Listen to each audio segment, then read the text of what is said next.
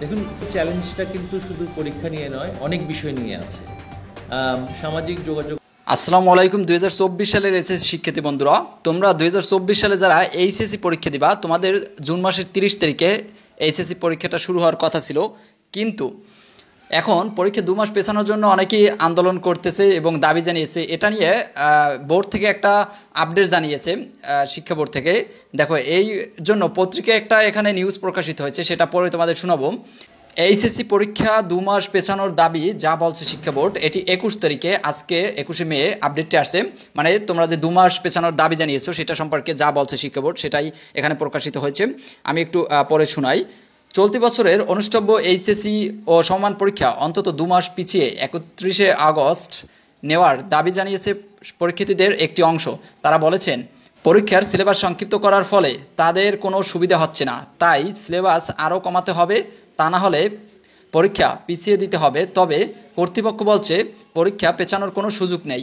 কিন্তু বিস্তারিত আরও বলেছে কথা, সেটা সম্পূর্ণ শুনলে তোমরা বুঝবা যে কতদিন আসলে পিছানো হবে।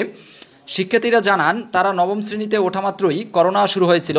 পরে 10ম শ্রেণী শেষ করার পর এসএসসি পরীক্ষার তারিখ ঘোষণা হলেও ওই তারিখ থেকে 3 মাস পিছিয়ে এসএসসি পরীক্ষা নেওয়া হয়েছিল। এরপর 2023 সালের ফেব্রুয়ারিতে এইচএসসির ক্লাস শুরু করে এখন 2024 সালের জুনে পরীক্ষা নেওয়া হচ্ছে। সাধারণত দেশের উচ্চ মাধ্যমিক শিক্ষা 2 বছর মেয়াদী। এই 2 বছর পড়াশোনা শেষে উচ্চ মাধ্যমিক পাবলিক পরীক্ষা অনুষ্ঠিত হওয়ার কথা। কিন্তু এবারের এইচএসসি পরীক্ষা হবে স্বাভাবিক সময়ের 7 মাস আগে, অর্থাৎ 17 মাস শেষে। আর এতে আপত্তি রয়েছে শিক্ষার্থীদের। হ্যাঁ, এটা একটি যৌক্তিক দাবি। আসলে 2 বছর পাওয়ার কথা, সেখানে কেন শুধু 17 মাস পাবে? 24 মাস তো পাওয়ার কথা তাদের। আকাশ আহমেদ নামের এক পরীক্ষার্থী বলেন, অনেকে বলেছে শর্ট সিলেবাস হবে। তাদের বলছি, আপনারা সে শর্ট সিলেবাসটা একটু খুলে দেখবেন। আমাদের ফার্স্ট ইয়ার শেষ হয়েছে 8 থেকে 9 মাসে, আর সেকেন্ড ইয়ার শেষ হয়েছে 4 থেকে 5 মাসে। এ সময়ের মধ্যে বিভিন্ন কারণে কলেজ বন্ধ ছিল। আমরা সব মিলিয়ে কলেজে ক্লাস করেছি 13 থেকে 14 মাসের মতো। এ সময়ের মধ্যে পরীক্ষার প্রস্তুতি কোনোভাবেই সম্পূর্ণ করা সম্ভব নয়। এদিকে এ পরীক্ষা পেছানোর দাবিতে মানববন্ধনের কর্মসূচি ঘোষণা করেছে শিক্ষার্থীরা। আগামীকাল বুধবার 22শে মে রাজধানীর শাহবাগে জাতীয় জাদুঘরের সামনে সকালে 10টায় এই কর্মসূচি শুরু হবে। কর্মসূচি থেকে তারা একাধিক দাবি জানাবেন। এগুলোর মধ্যে আগামী 30শে জুনের পরীক্ষা পিছিয়ে 31শে আগস্ট পরীক্ষা নেওয়ার দাবি উল্লেখযোগ্য রয়েছে।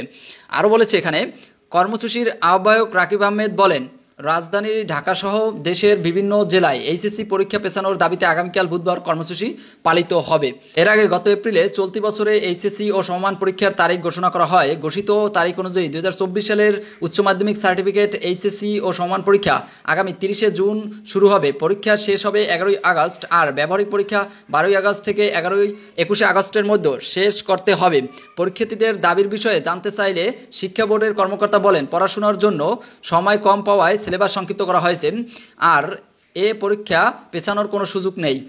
জানতে চাইলে বরিশাল মাধ্যমিক ও উচ্চ মাধ্যমিক শিক্ষা বোর্ডের চেয়ারম্যান অধ্যাপক মোহাম্মদ ইনুস আলী সিদ্দিকী দ্য ডেইলি ক্যাম্পাসকে বলেন, এ ধরনের বোর্ড পরীক্ষাগুলো সরকারের সিদ্ধান্ত। সরকার পরীক্ষা নেওয়ার জন্য ইতিমধ্যে একটা তারিখ নির্ধারণ করে দিয়েছে, আমরা কেবল এ পরীক্ষা আয়োজন করে থাকি।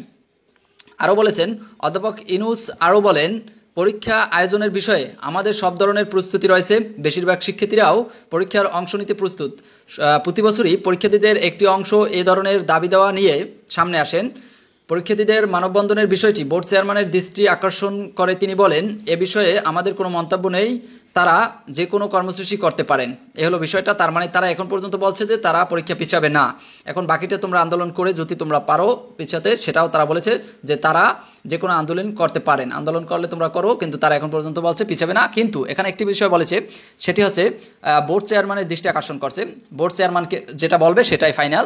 এখন বোর্ড চেয়ারম্যান কোনটা বলে সেটাই তোমাদের জানিয়ে দেবো। অবশ্যই চ্যানেলটি সাবস্ক্রাইব করে রাখো।